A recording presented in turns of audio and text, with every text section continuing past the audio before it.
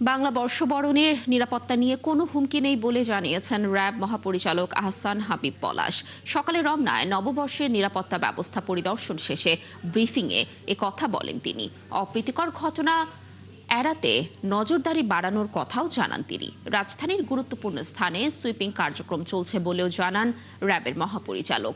তিনি আরও বলেন, যে কোনো ধরনের হামলা ও নাশকতা ঠেকাতে কন্ট্রোল রুমের পাশাপাশি কমান্ডো টিম মাঠে থাকবে, আর গুজব ঠেকাতে সাইবার মনিটরিং কাজ করবে বলে জানান র্যাব মহাপরিচালক।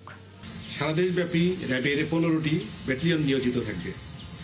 নববর্ষে অনুষ্ঠান শেষ না হওয়া পর্যন্ত নিরাপত্তা জোরদার করতে সারা দেশে র্যাবের সকল ব্যাটালিয়ন সমূহ নিজ নিজ দায়িত্বপূর্ণ এলাকায় দায়িত্ব পালন করবে। এই লক্ষ্যে 181টি পিকআপ পেট্রোল টিম, 127টি মোটরসাইকেল পেট্রোল টিম সহ সর্বমোট 308টি টহল এবং সাদা পোশাকে নজরদারি সহ র্যাবের সদস্যগণ মোতায়েন থাকবেন।